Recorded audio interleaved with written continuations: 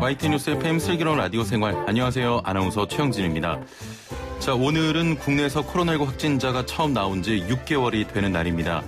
그동안 이태원 클럽, 구로구 콜센터, 쿠팡 부천 물류센터 등 집단 감염이 끊이지 않았고요.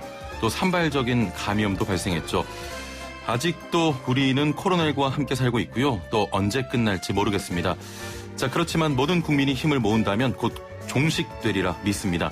지금도 현장에서 사투를 벌이고 있는 의료진 분들 다시 한번 감사드립니다. 자, 오늘 1부는 슬기로운 자치생활이란 코너인데요. 우리 동네에 필요한 법률은 어떻게 만들어지고 어떻게 시행되는지 알아보겠습니다. 자, 또 3분 요가 오늘 리 씨가 스튜디오에 출연해 생방송으로 진행됩니다. 유튜브 그리고 애플리케이션을 통해서 보이는 라디오로 시청할 수 있고요. 3분 투자로 건강 챙기시길 바랍니다. 2부는 부동산 세무 관련 상담 준비되어 있습니다. 많은 청취 바랍니다.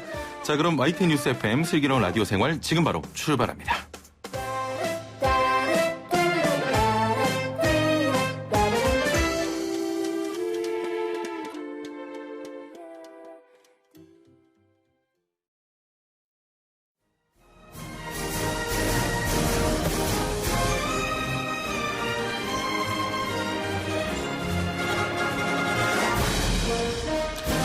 네, 지금 우리 동네에선 어떤 일이 일어나고 있을까요? 대한민국 구석구석 생활을 바꾸는 현장을 만나보는 슬기로운 자치생활 지금부터 시작됩니다. 자, 국가에 필요한 법률을 제정하고 정책을 결정하는 곳 바로 국회죠. 그럼 우리 동네에 필요한 법률은 어떻게 만들어지고 또 어떻게 시행되고 있을까요? 오늘부터 슬기로운 자치생활에서 함께 알아볼 건데요. 첫 시간 함께 말씀 나눌 분 모셔보죠. 경기도 의회 송치용 의원과 함께합니다. 안녕하세요. 네, 안녕하십니까. 예, 정의당 의원 송치용입니다. 네, 반갑습니다. 오시는 길 멀진 않으셨는지요? 머네요. 2시간이요. 걸렸습니다. 2시간 걸리셨습니까? 예, 평택에서 올라왔어요. 네. 그렇군요. 아침부터 또 먼 길 오심에 감사드립니다. 먼저 경기도 의회 후반기 원구성은 잘 마무리가 됐습니까? 예, 다 돼서 상임위원장 다 선출됐습니다. 예, 10대 후반기죠? 네. 예. 위원님은 그러면 후반기 어떤 위원회에서 활동을 하시게 되는 건가요? 저는 이름이 좀 긴데요. 예. 여성가족 평생교육위원회 소속입니다. 아, 여성가족 평생교육위원회. 네. 어떤 활동을 하는 곳입니까? 여성가족국하고 평생교육국을 관할하는 상임위원회고요. 예. 여성가족국에는 우선 이제 성평등 실현을 위한 그런 일들을 하고 또 아동, 청소년 등 복지를 지원하는 그런 부서가 여성가족국이고요. 예. 그리고 평생교육국은 이제 모든 어린아이서부터 노인 이르기까지 평생 동안 예. 사회에 적응을 잘 하도록 교육 지원을 하는 곳입니다. 예. 지금 뭐 90% 이상의 예산을 그냥 교육청에 지원하는 것으로 쓰고 있더라고요. 예. 굉장히 바쁘시겠네요. 뭐 어디를 가든 뭐 똑같이 바쁘겠죠. 예. 자, 이렇게 만들어진 각 위원회에서 의견을 모아서 의회에서 의논하고 또 도민들에게 필요한 조례를 마련하는 거죠. 네. 예. 의원님 지난 제10대 경기도 의회에서는 교육행정위원회에서 활동하시면서 그동안 주로 유치원 급식과 또 방과 후 과정 운영 같은 유치원 운영 개선에 관심을 가지고 활동해 오신 것으로 알고 있습니다. 어떤 활동들이었나요?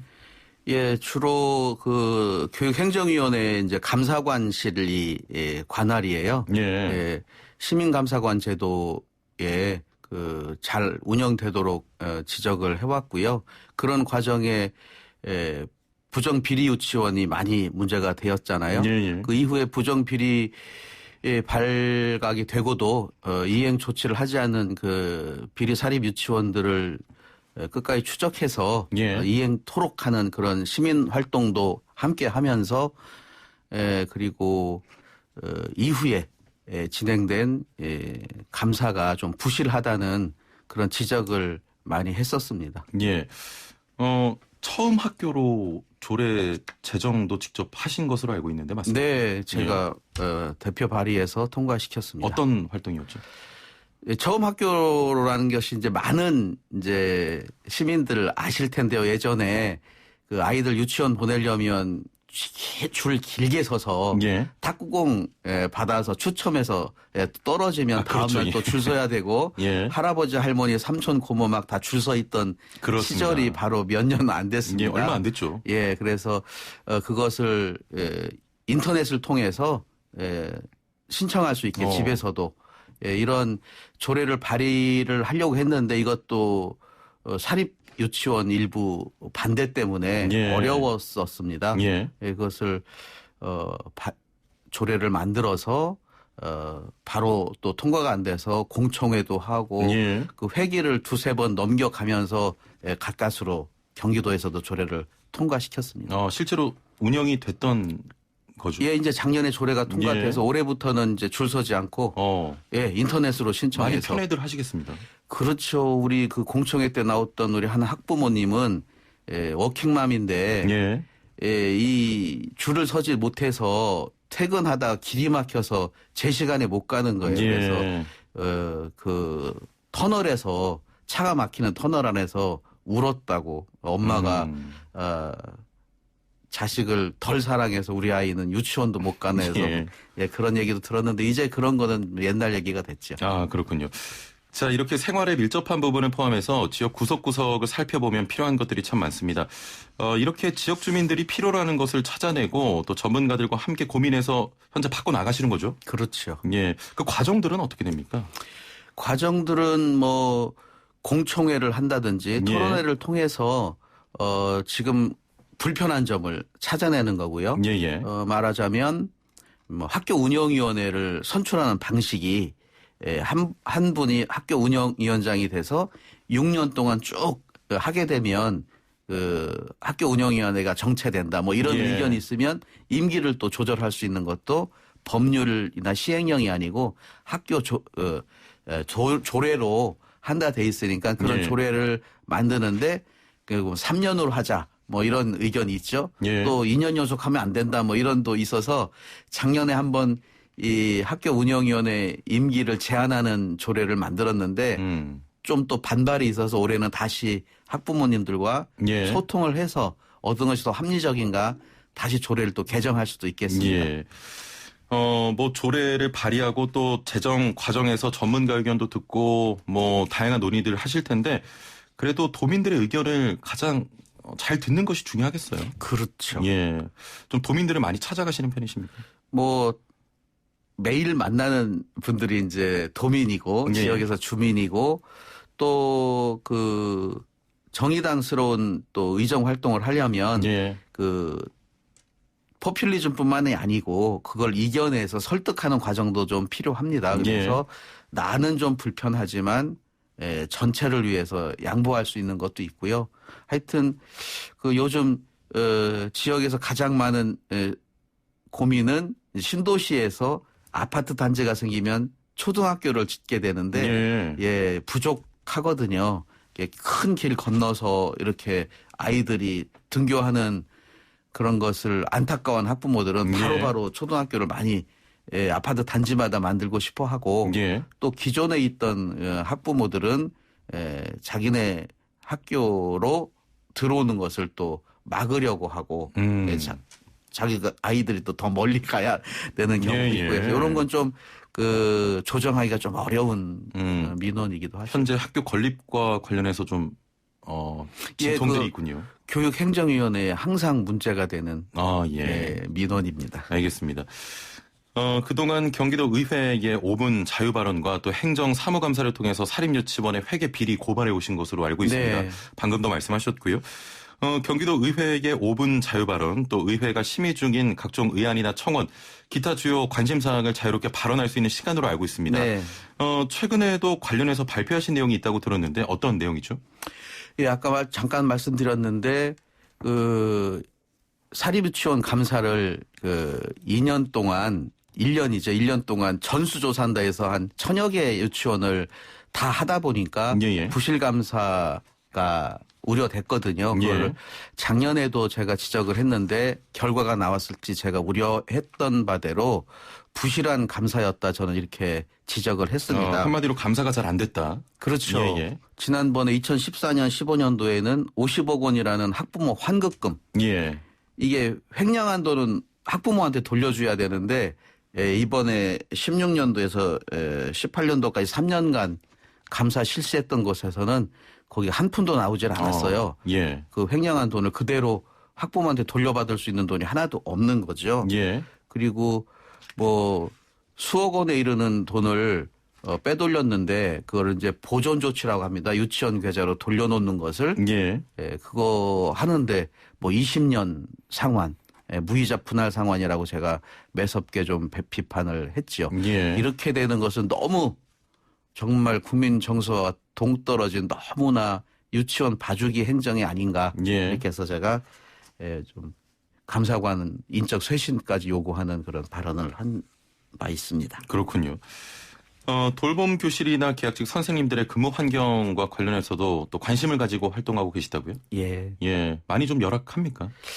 그렇죠. 예. 학교라는 곳이 저는 시민을 민주 시민으로 양성하는 기관인데 직업에 대한 그 시각을 좋게 만들어야 되잖아요. 근데 예. 정규직 교사, 거기 비정규직 교사, 거기 비정규직 노동자 간의 극심한 차별이 있어서 그런 차별은 정말 해소해야 된다. 학교만큼은 어느 사회보다도 예. 민주적으로 똑같은 인격적인 대우를 받아야 된다고 생각을 하는데 방과후 돌봄 전담사라고 이름을 지었어요. 예.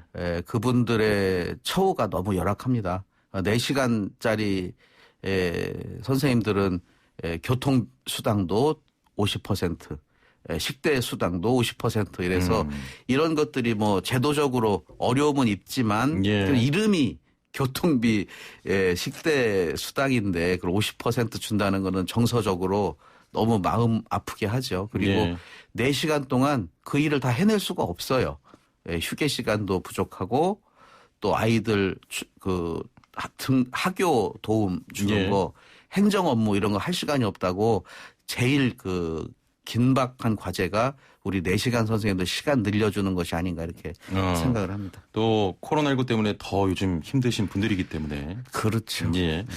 자, 이런 선생님들 역시 도민들입니다. 이분들의 어려움을 듣고 근무 환경을 개선하는 게 결국 의회에게 가장 큰 역할 아니겠습니까? 그렇죠. 예. 네. 항상 재정상의 어려움이 있다고 하는데 저는 가능하리라고 보고요. 예. 적극적인 행정을 통해서 어려운 상황에 처해 있는 노동자들의 처우 개선부터 우선 해주는 것이 예. 바람직하다 생각합니다. 자, 이런 또 감사 또 다양한 또 제안들 단발성에서 끝나는 게 아니라 끝까지 정말 제대로 고쳐지고 있는지 뭐 시행이 되는지 이렇게 끝까지 좀 지켜보고 관찰하는 것도 더 의회 의원들이 담당하는 역할 아니겠습니까? 네, 그래야죠. 예. 그래서 뭐 저희가 정의당 자랑을 좀 하자면 제가 경기도당위원장도 같이 하고 있거든요. 예. 그래서 저희가 의정 활동하는 것을 다음 기수의 경기도 의회에 들어가는 정의당 의원들이 이어서 할 수 있도록 의정 지원단을 도당에 만들어서 꾸준히 팔로우업 하려고 계속 그렇게 준비하고 실행하고 있습니다. 예. 문자로 8134번님께서는 방과 교사인데요. 네. 처우 개선 가능할까요?라고 또 여쭤보셨네요. 가능하도록 만들어야죠. 예. 제가 오히려 그 선생님들하고 모이면 이 선생님이란 호칭도 막 못 쓰게 하는데 그 의원이 다 해주진 못하고요. 예. 길을 열어서 같이 힘을 모아야 가능하고 또 이런 얘기를 시민들한테 많이 해서 예. 시민들의 응원을 받아야 가능할 것 같습니다. 예. 조금 전에 교육청의 감사 등의 문제에 대해 이야기하셨는데 도민들의 눈과 좀 귀를 대신해서 이런 세세한 부분까지 감시하는 역할도 정말 중요한 역할 중에 하나죠. 그렇죠. 예. 자, 그럼 후반기 활동은 어떤 부분을 중점적으로 계획을 하고 계십니까? 뭐 후반기 제가 솔직히 좀 준비는 안 돼 있었습니다. 지금 예. 교육위원회에서 유치원 문제를 끝까지 하고 아까 얘기했던 우리 선생님들 방과후 선생님들 예. 문제를 해결하려고 했는데 제가 상임위가 바뀌었어요. 원하진 않았지만 제가 여성가족 평생교육위원회 소속이 돼서 예. 여기도 가면 보육정책이 이 중요한 업무입니다. 예. 어린이집 문제 또 심각하지 않습니까? 그렇죠. 또 뭐 어젠가에 YTN에서 예. 어린이집의 위탁 문제 심각성을 보도를 그렇습니다. 했는데요. 예. 이런 문제 좀 끝까지 잘 파헤치고 조례로 뒷받침해서 투명하고 예. 깨끗한 어린이집, 건강한 어린이집 만드는데 좀 힘을 보태야 되지 않을까 생각합니다. 예, 기대해 보겠습니다. 자, 오늘 의원님 활동과 함께 경기도 의회의 역할과 임무에 대해 몇 가지 살펴봤는데요. 알고 있었던 것보다 좀 많은 활동을 하시는 것 같아요. 마지막으로 도의회의 역할과 임무 이런 건 좀 잘하자 이런 부분이 있다면 마지막으로 한 말씀 부탁드립니다.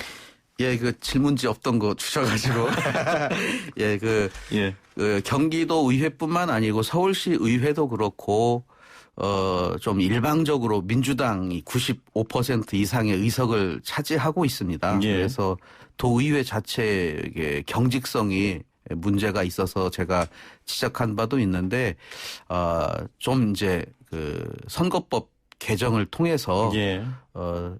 비례대표 의원수를 많이 만들어서 다양한 정당의 의원들이 들어가서 정말 여러 가지 도민들의 의사를 충분히 깊게 속 시원하게 해결할 수 있는 그런 의회 구성이 되었으면 좋겠다는 생각이고요. 예. 뭐 단 2명밖에 없는 정의당 의원이지만 앞으로 2년 동안 일당 10회, 20회 그 자세로 잘 해보겠습니다. 예. 마지막으로 시간이 조금 남았는데 예. 우리 도민들에게 한마디 해주시죠.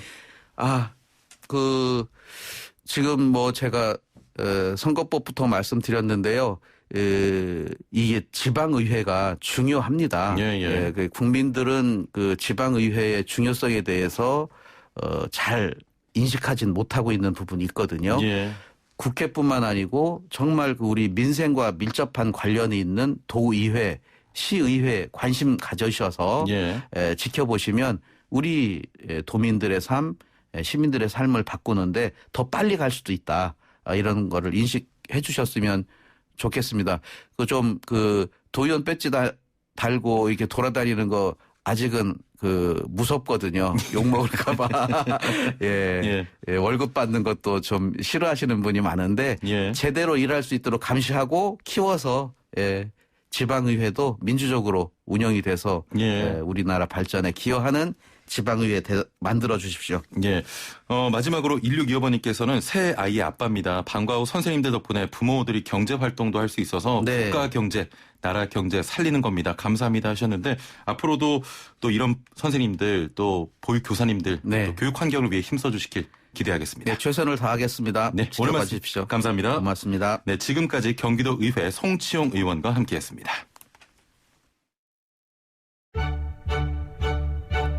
생활의 달인이 되는 법이요? 하하! YTN 뉴스 FM 슬기로운 라디오 생활을 들으셔야죠.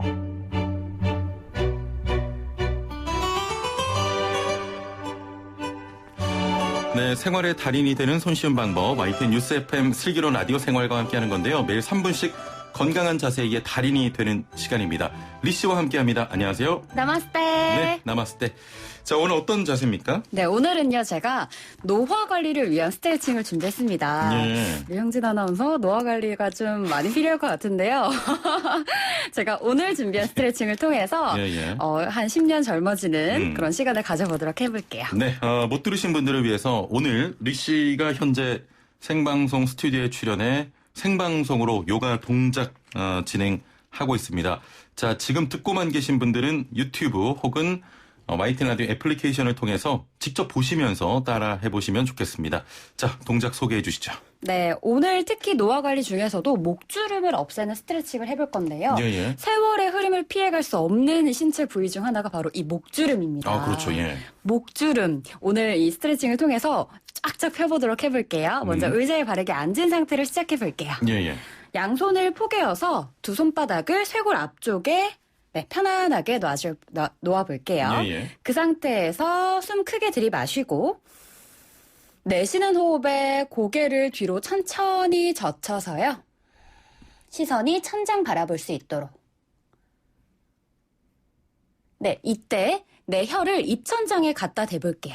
아, 혀를요? 네, 그러면 조금 더 편안한 상태로 이 목주름을 늘릴 수 있을 거예요. 그리고 이 양손 포겐, 쇄골에 갖다 댄 양손 포겐 이 두 손은요. 계속 아래쪽으로 끌어내려주세요. 그러면 이게 안목을 늘리는 자세인데요. 그러네요. 계속 숨 들이마시고 내쉴 때마다 고개는 뒤로, 예. 나의 이 두 손은 아래로.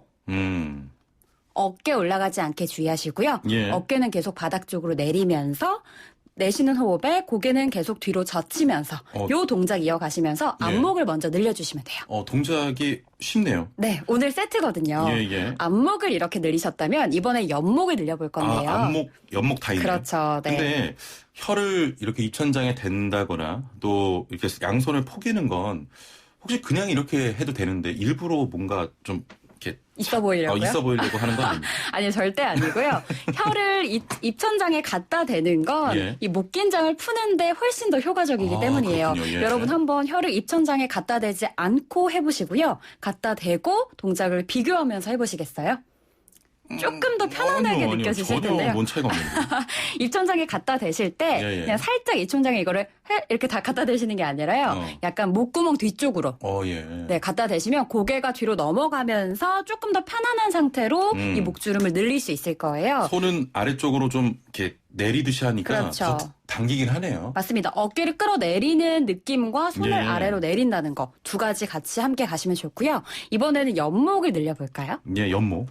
소개해 주시죠. 이번에는 양손 포겐 두 손을 왼쪽 쇄골에 갖다 대볼게요. 예. 가운데 쇄골이 아니라 왼쪽으로. 예. 그리고 내 고개를 오른쪽으로 돌려서 몸통은 움직이지 않을게요. 고개만. 고개만. 네, 오른쪽으로 돌려서 예. 45도 천장 바라볼게요. 그러면 나의 왼쪽 목선이 늘어나겠죠. 예. 역시나 숨 들이마시고 내쉬면서 두 손 포겐손은 바닥을 향해서 시선은 계속 천장을 향해서 45도 대각선 쪽으로요. 예. 네, 그렇게 해서 나의 옆목선을 늘려주시는 거예요. 어깨는 계속 바닥으로 끌어내리셔야 돼요. 끌어내리고요. 어깨 함께 올라가지 않고요. 예. 계속 고개와 이 목은 늘리시면서 고개는 뒤로 젖히시고 예. 어깨는 바닥, 손과 어깨는 바닥 쪽으로 내리시면서 옆목선을 늘려주시면 됩니다. 이렇게 왼쪽, 오른쪽 그리고 아까 한 안목까지 세트로 5회씩 번갈아 가시면서 하면은 정말 노화 관리의 최고의 방법이 될 겁니다. 이렇게 하면 정말 목주름이 좀 없어집니까? 맞습니다. 평소에 사실 저희가 구부정한 자세가 많잖아요. 예. 정말 노화 관리에서 피해갈 수 없는 게 이 목주름인데요. 목을 보면 이 주름진 것만 봐도 이 사람의 관리를 하는지 안 하는지가 볼 수 있거든요. 왜 저녁에 스킨로션 바를 때만 해도 이렇게 바르잖아요. 그렇죠. 그 이유가 이제 목주름을 그렇죠. 조금이라도 피려고 하는 건데 이 자세를 통해서 조금 근육들을 펴질 수 있고요. 특히 제가 오늘 이 자극시킨 근육의 이름이 광경근이라는 근육이에요. 이 목에 넓게 얇게 펴져 있는 근육의 이름인데요. 이 근육이 목주름을 만드는 대표적인 근육입니다. 그래서 이 동작을 통해서 광경근을 좀 펴내는 효과를 낼 수 있기 때문에요. 3분만 투자하셔서 이 방법 이용해 주시면 좋겠습니다. 애플리케이션으로 은님께서는 옆목 늘리는 거 시원하다고 하셨고 HYY님께서는 편안해요. 시원하고 따라하기가 쉽다고 목주름 진짜 없어져요. 대박. 이렇게 하셨고요. 미상님께서는 매번 느끼는데 최영진 아나운서님은 필요하지 않은 요가가 없다고 저를 또 이렇게 만들어 머리부터 주셨습니다. 발끝까지. 네. 알겠습니다. 3분 투자로 늘 긴장하고 있는 목 건강 지켜보시길 바랍니다. 3분 요가 리 씨와 함께했습니다. 감사합니다. 나마스테. 네, 나마스테.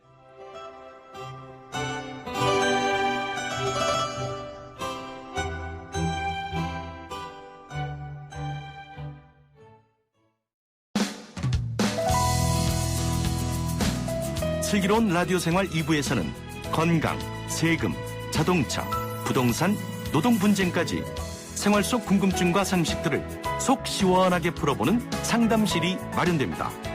상담이 필요하신 분은 유료 문자 샵 0945, 우물정 0945번이나 YTN 라디오 전용 애플리케이션 예스 채팅창을 통해 참여하실 수 있습니다.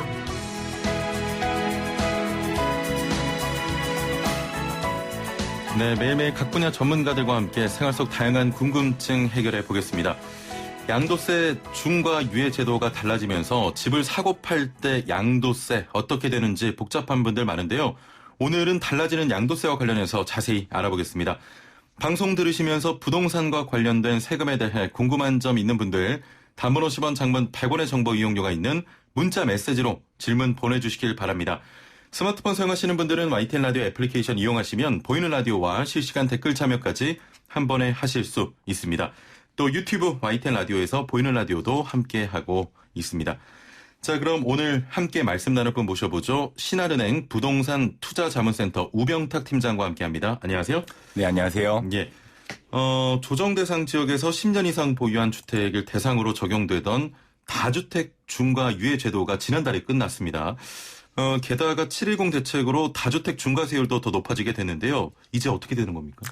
네, 이제 양도세 중과유예 제도가 6월 말에 끝나면서 예. 다시 다주택자에 대한 양도세가 중과되게 됩니다.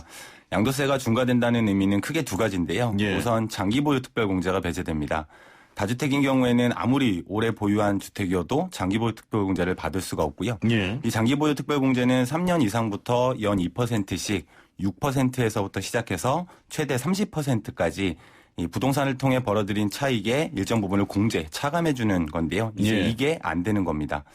또 다른 하나는 세율이 중과되는데요. 원래 양도세 세율은 6에서부터 42%인데 조정 대상 지역의 2주택인 경우에는 16에서 52%, 3주택 이상인 경우에는 26에서 62%로 세율이 크게 올라갑니다. 예. 그런데 이번에 7.10 대책에서 내년 6월 1일 이후부터는 이 다주택에 대한 양도세 중과세율을 10%포인트씩 더 올리기로 했습니다. 따라서 2주택이 26에서 62%까지가 예. 되고요. 3주택 이상은 36에서 72%까지 세율이 크게 올라갑니다.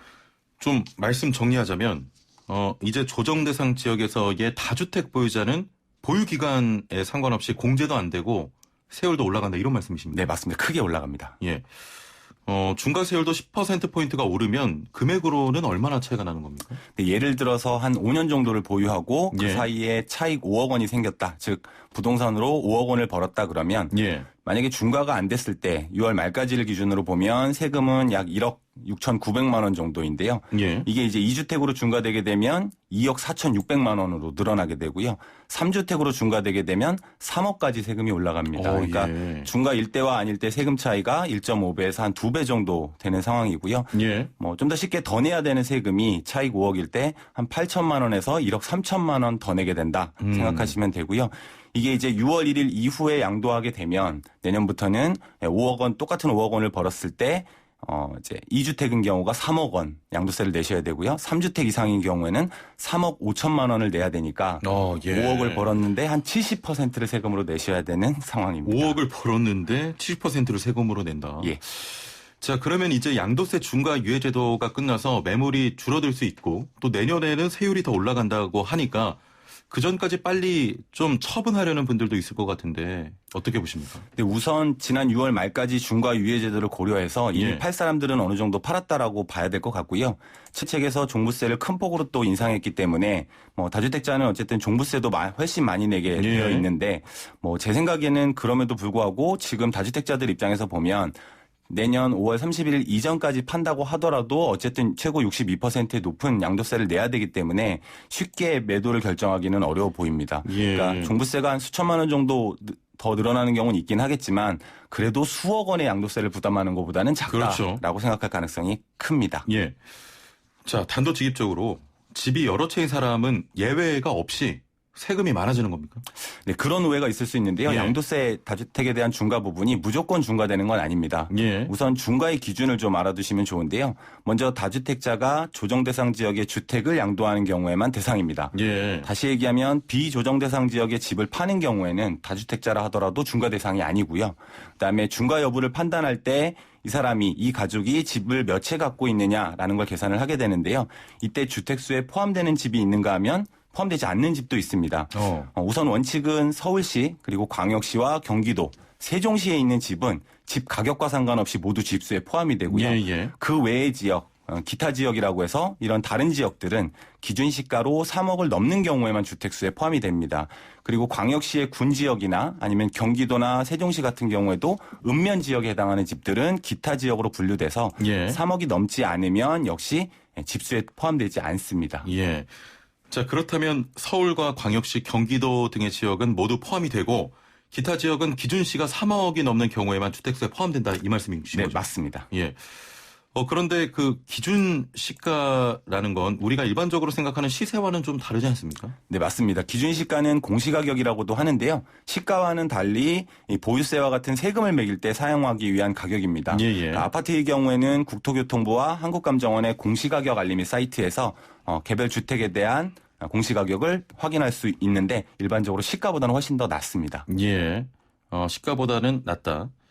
자, 그러면 지역에 따라 이렇게 기준을 넘으면 포함되고 넘지 않으면 포함되지 않을 수 있는데 중과세 대상에서 제외되는 다른 조건들이 또 있겠습니까? 또 예외 조항이 또 굉장히 많습니다. 예. 장기 사원용 주택이라고 해서 회사원들, 직원들을 위해서 쓰는 사택이라든지 예. 아니면 장기 가정용 어린이집이라고 해서 이제 어린이집으로 이용하는 이런 집들 같은 경우에는 3주택 중과에서 빠지게 되고요. 예.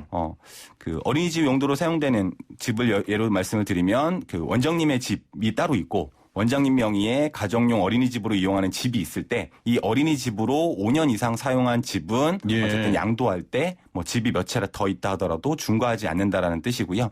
상속받은 집도 역시 중과세 대상은 아닌데 다만 상속주택은 상속 개시일로부터 5년 내에 파는 경우에만 중과에서 제외됩니다. 예. 네, 이 외에도 또 장기 일반 민간 임대주택, 임대주택이나 아니면 미분양 주택도 중과에서 제외되고요. 결혼을 인한 경우, 그 다음에 부모님을 모시고 살게 되는 경우, 거기에 이제 취약, 정근 등으로 어쩔 수 없이 이주택이 된 경우에도 역시 중과 대상에서는 제외됩니다. 중과 대상에서 제외되는 분들이 많겠습니까? 의외로 굉장히 많습니다. 이 예, 해당 예. 사항에 따라서요. 예. 그러면 주택 여러 채 소유하신 분들은 지금 어떻게 해야 돼요?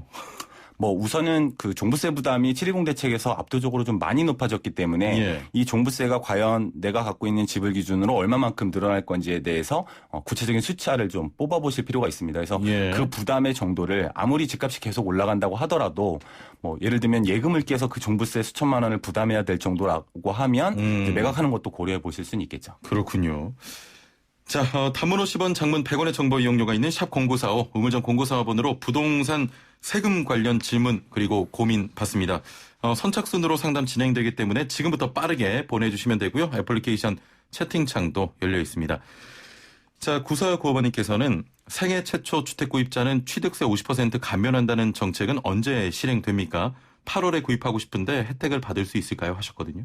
우선 법 통과 여부를 좀 지켜봐야 되겠지만 예. 8월 지금 현재 국회 임시국회 진행하는 중이고 예. 해당 법안 자체가 이미 상정이 되어 있기 때문에 빠르면 8월부터 적용은 가능할 것으로 보여집니다. 예. 계약 시점하고 상관없이 잔금 시점을 기준으로 판단을 하기 때문에 잔금 전까지만 해당되는 법 통과되게 되면 되니까 잔금 일정을 조금 여유 있게 길게 예. 잡으시는 것도 방법일 수 있겠습니다. 아직 통과가 안 되기 때문에 네. 일단 잔금 일정을 최대한 뒤로 미룬다면 맞습니다. 혜택을 받을 수 있을 것으로 보입니다. 네. 통과 여부 한번 지켜보시면서 좀 흐름 파악하시면 되겠습니다. 9120번님, 광명시의 아파트 한 채와 다가구 주택 한 채, 총 2채를 보유하고 있습니다. 다가구 주택은 2층짜리로 총 6가구에 임대를 주고 있는데요. 자, 그러면 다가구 주택까지 총 7채의 집을 가진 것으로 보는 건 아닌지 걱정되네요 하셨네요. 네, 다가구 주택은 주택법상 단독주택에 해당이 됩니다. 따라서 각 호별로 별도의 구분 등기를 해놓지 않으셨다면 그리고 주택으로 사용하는 층수가 3개 층 이하, 지금 이제 2층이라고 하셨으니까요. 예. 그렇다면 전체를 한 채의 집으로 봅니다. 따라서 2주택 상태로 보시면 되겠습니다. 2주택 상태로 보시면 되겠습니다. 4145번님, 오피스텔을 주택 임대사업자로 등록을 했는데 이것도 2주택에 해당되는지요?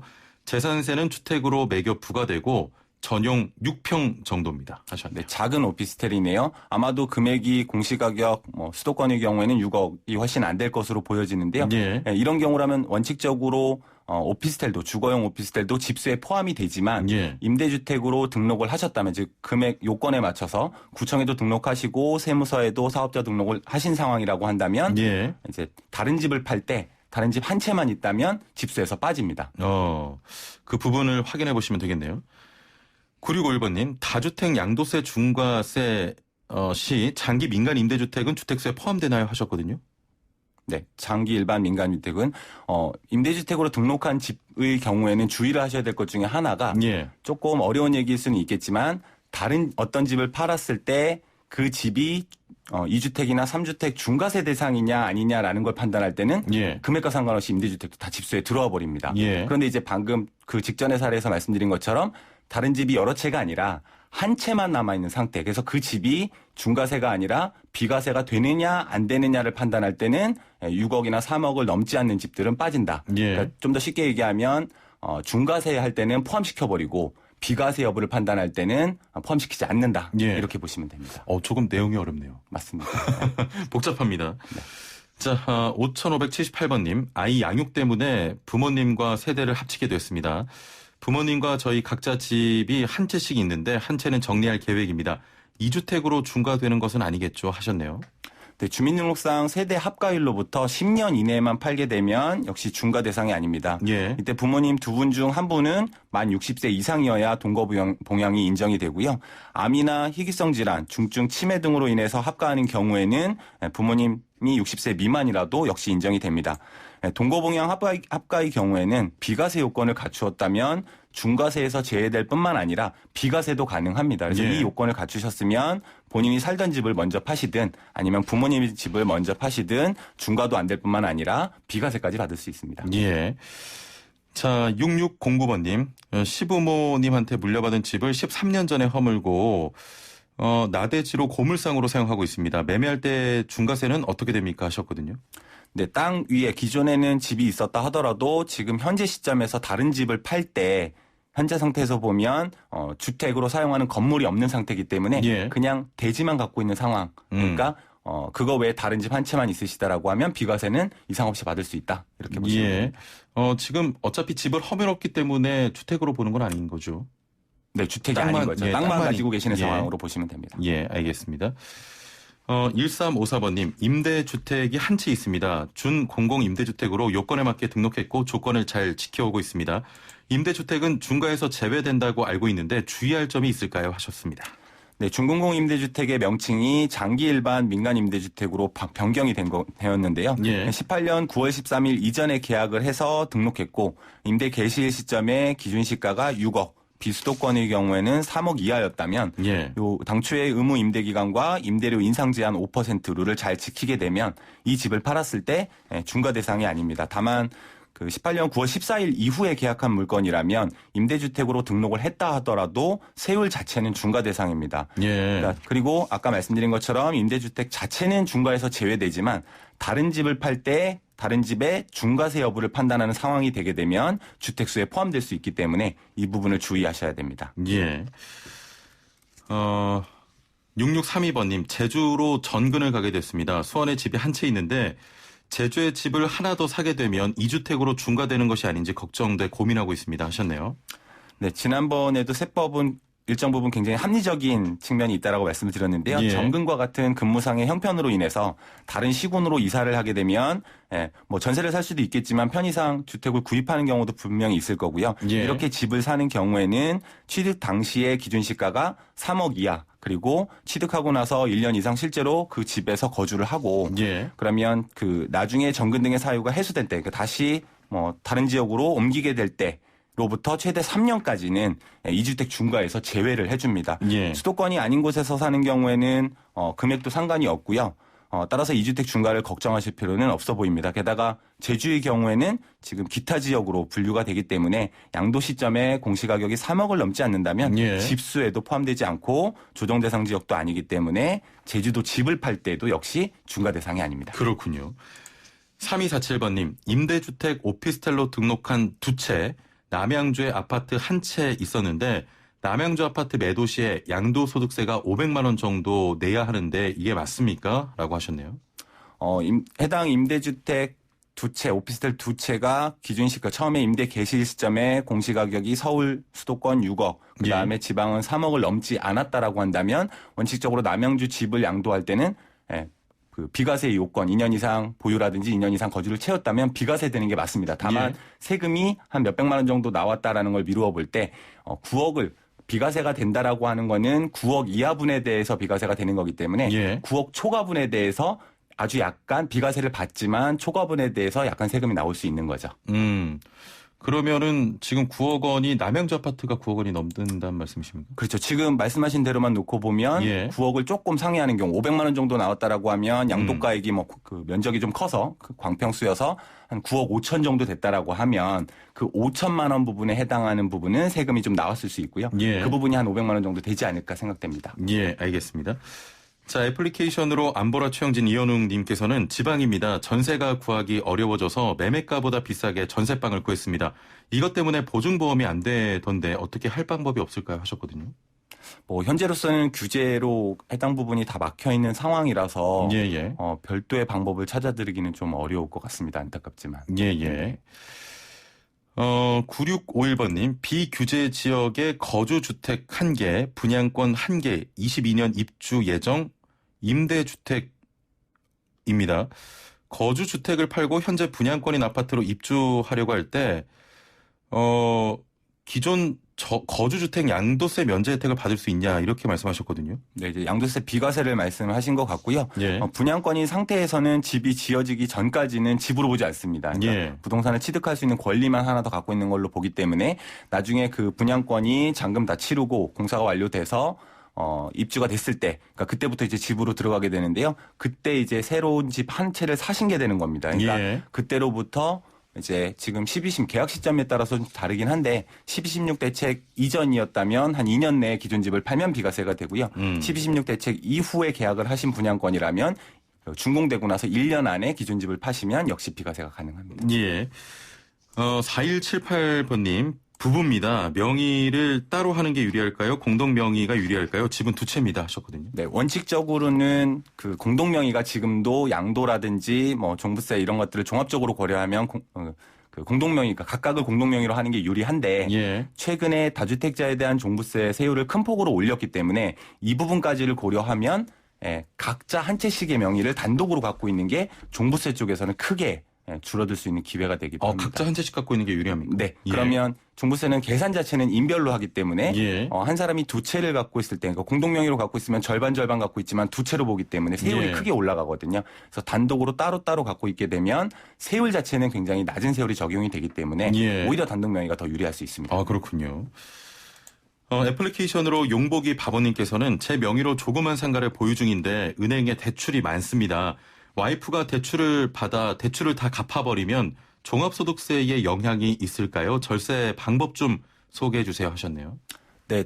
대출에 대해서 오해를 조금 하시는 것들 중에 하나가 예. 대출을 받아서 지출하게 되는 이자 비용에 대해서 종합소득세를 계산할 때 경비 인정을 받으니까 세금적 측면에서 이득이 있다. 이런 오해들을 좀 하시는데요. 예. 그러니까 이제 오해라고 말씀드린 건 뭐냐면 가령 예를 들면 대출이자를 100을 내셨다라고 하면 거기에 대해서 경비 인정을 받는 거는 소득세 세율을 평균적으로 한 30% 보게 되면 예. 100만 원의 이자를 내고 내야 되는 소득세에서 한 30만 원 정도 이득을 본 겁니다. 그러니까 결과적으로는 70만 원의 손해를 보신 거죠. 그래서 대출을 갚으실 수 있다면 예.